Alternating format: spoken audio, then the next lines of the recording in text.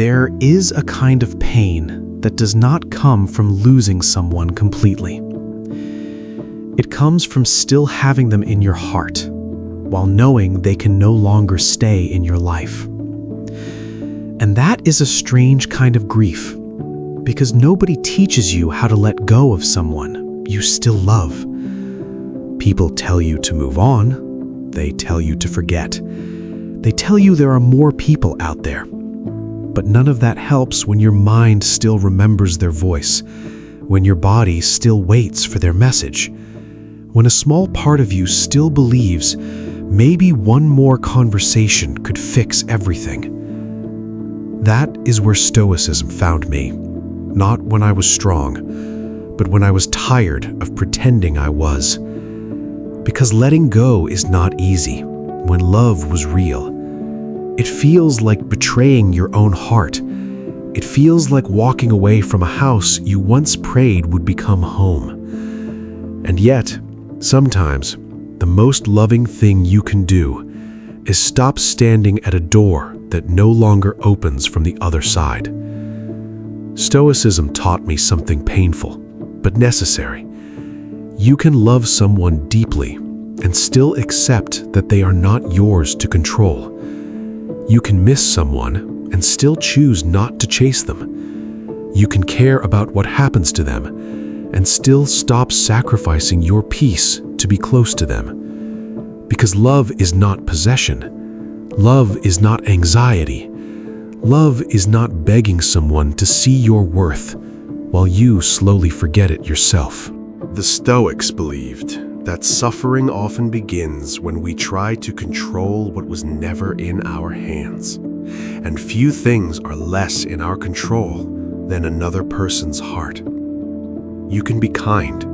You can be honest. You can be loyal. You can give your best. But you cannot force someone to choose you. You cannot force them to be ready. You cannot force them to love you in the way your soul hoped they would. And this is where many people lose themselves, not because they loved too much, but because they forgot the boundary between love and attachment. Love says, I care about you. Attachment says, I need you to act a certain way so I can feel okay. Love gives. Attachment grips. Love breathes.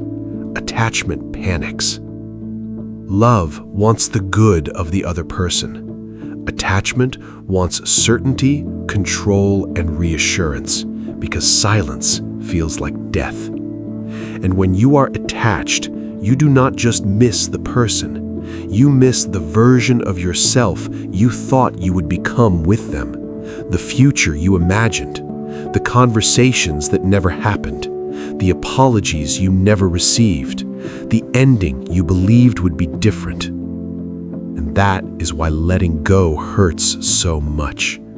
You are not only grieving a person, you are grieving a possibility. A whole life that existed only inside your hope. And hope can be beautiful, but hope can also become a cage when it keeps you waiting where your dignity is slowly dying. Epictetus taught that we must learn to separate what belongs to us from what does not. Your actions belong to you. Your honesty belongs to you. Your patience belongs to you. Your character belongs to you, but their feelings do not. Their timing does not. Their choices do not. Their capacity to love you back does not.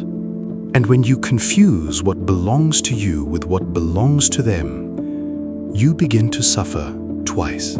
First, because they did not choose you. Second, because you start blaming yourself for not being able to change it. You replay every moment. Maybe I said too much. Maybe I was too available. Maybe I should have waited longer. Maybe I should have been colder. Maybe I should have loved differently. But the truth is, the right person does not require you to abandon yourself in order to be loved. and the wrong situation will make even your best love feel like it was never enough. That does not mean they were evil. That does not mean the love was fake. Sometimes two people can care about each other and still not be able to build something healthy. Sometimes the lesson is not they never mattered. Sometimes the lesson is they mattered, but I mattered too. That sentence changes everything. Because when you are in pain, you start making the other person the center of the story. What are they thinking? Do they miss me? Are they coming back? Did they mean what they said? Are they happier without me? But Stoicism pulls you back to the only place where your power still exists: yourself. Not in a selfish way, in a sane way. Because the moment you make your peace dependent on another person's decision, you hand them the keys to your inner world. And sometimes they are not cruel. They are just careless with keys they never asked to hold. So you must take them back, quietly, without drama, without revenge, without needing them to understand how much damage was done. Marcus Aurelius wrote often about returning to yourself, not because the world was gentle with him, but because it was not. He understood that life will disturb you if you keep placing your stability outside your own soul. And love can become one of the deepest disturbances when it becomes dependency. You start checking your phone like a prisoner waiting for a verdict. You read old messages like sacred texts. You search for signs in silence. You become a detective inside your own heartbreak. But the Stoic path asks a different question. Not, how do I get them back? But, what kind of person am I becoming while I wait? That question hurts, because sometimes the answer is ugly. You become smaller. You become anxious. You become reactive. You lose your appetite for life. You stop creating. You stop growing. You stop being present with people who actually show up. You keep watering a memory while your own garden dries out. And one day you realize this is not love anymore. This is self-abandonment wearing the clothes of devotion. Letting go begins when you stop romanticizing your suffering. Pain is not proof that something was meant to be. Sometimes pain is proof that you stayed longer than your peace could survive. And that is not weakness. That is being human. We all have moments where we hold on too tightly because the heart is not a machine. It does not release on command. You cannot simply tell yourself, detach, and expect your soul to obey. The Stoics were not asking us to become stone. They were asking us to become free. And freedom does not mean you feel nothing. Freedom means your feelings no longer rule your actions. You may still miss them, but you do not text. You may still love them, but you do not beg. You may still think of them, but you do not reopen the wound just to feel close to the knife. That is strength. Not the loud kind, the quiet kind. The kind nobody claps for. The kind that happens at night when your thumb hovers over their name and you choose yourself instead. That is Stoicism in real life. Not sitting on a mountain pretending nothing hurts, but standing in the middle of longing and refusing to let longing become your master. Because at some point, you must ask yourself, do I love this person, or am I addicted to the pain of hoping? Do I miss them, or do I miss who I was before this became heavy? Do I want them back, or do I want relief from the uncertainty they left behind? These are not easy questions, but they are honest ones, and honesty is where healing begins. The mind will try to bargain. It will say, maybe if I wait a little longer, maybe if I become better, maybe if I disappear, they will notice. Maybe if I suffer enough, the universe will reward me. But love is not a courtroom where pain becomes evidence that you deserve a happy ending. You do not earn someone's heart by destroying your own.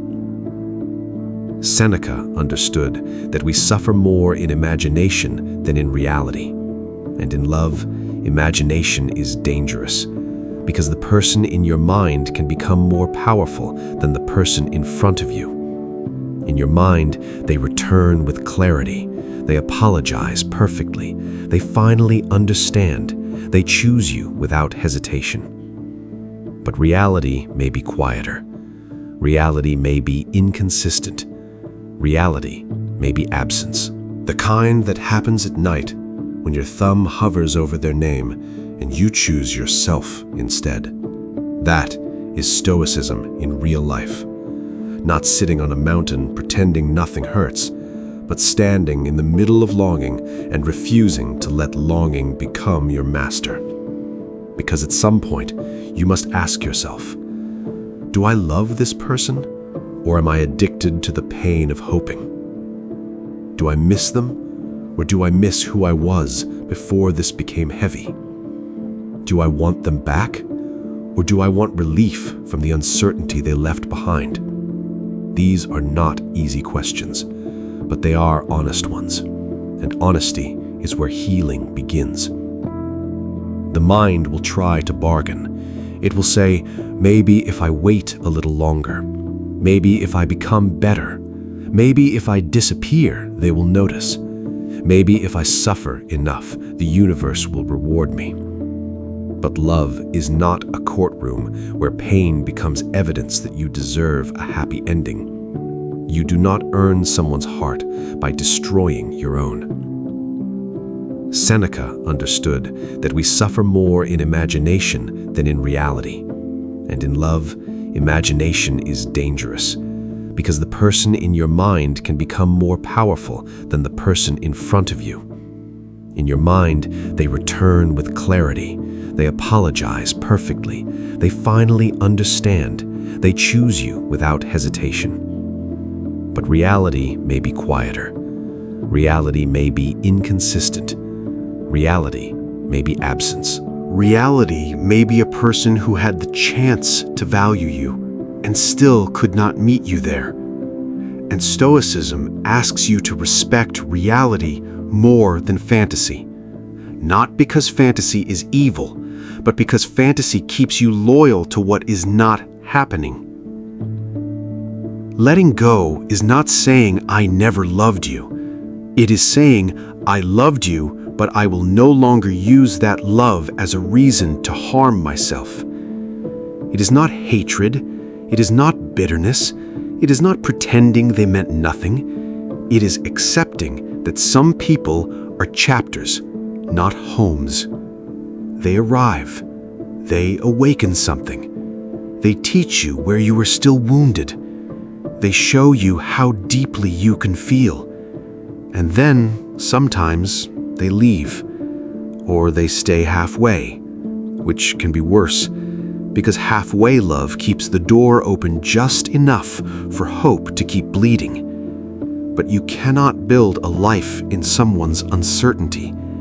You cannot keep shrinking to fit inside someone's confusion. You cannot keep calling it patience when it is actually fear. Fear of being alone. Fear of starting over. Fear that you will never feel that way again. But you will. Maybe not the same way, and that is good. Because the same way nearly broke you. The next version of love should not require you to become fluent in anxiety. It should not make peace feel expensive. It should not make you wonder whether your presence is a burden. Real love may still be difficult, but it should not constantly ask you to abandon your center. That is what Stoicism taught me. To return to my center. To stop chasing closure from someone who could not even give clarity. To stop waiting for an apology before I allowed myself to heal. To stop believing that my worth was suspended until someone chose me. Closure is not always a conversation. Sometimes closure is a decision to stop asking the past for permission to move forward, a decision to stop reopening the same wound and calling it love, a decision to accept that what happened, happened.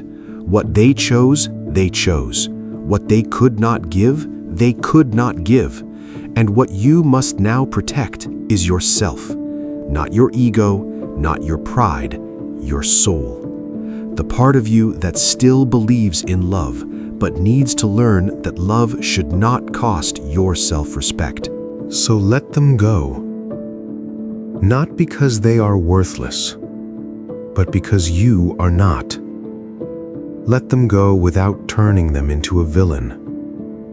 Let them go without turning yourself into a victim.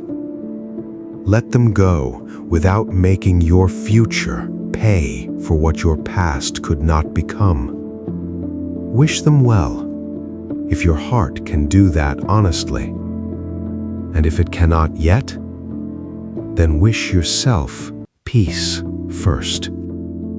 That is enough. You do not have to hate someone to heal from them. You do not have to erase the memories to stop living in them. You do not have to prove you are over it by becoming cold. You only have to become honest. Honest enough to say, I still care. And strong enough to say, but I cannot stay here. That is the quiet victory. The moment love becomes clean again. Not a chain, not a wound, not a hunger. Just love. Something you felt. Something that shaped you. Something that taught you. Something you can carry without letting it carry you. And maybe that is the real Stoic lesson. Letting go is not losing love. It is removing control from love. It is allowing someone to be who they are, where they are, with what they chose, and allowing yourself to continue, to breathe, to rebuild, to become whole again. Because the person you love may have been important, but they were never meant to be your entire life. You were here before them. You are still here after them. And somewhere inside you, beneath the grief, beneath the longing, beneath the story you thought would last forever, there is a self waiting to be returned to. Go back to that self, slowly, gently, without shame. Take your attention back. Take your mornings back. Take your silence back. Take your future back. And one day, you will think of them without breaking. Not because the love was meaningless, but because you finally learned how to love without losing yourself. And that is not the end of love.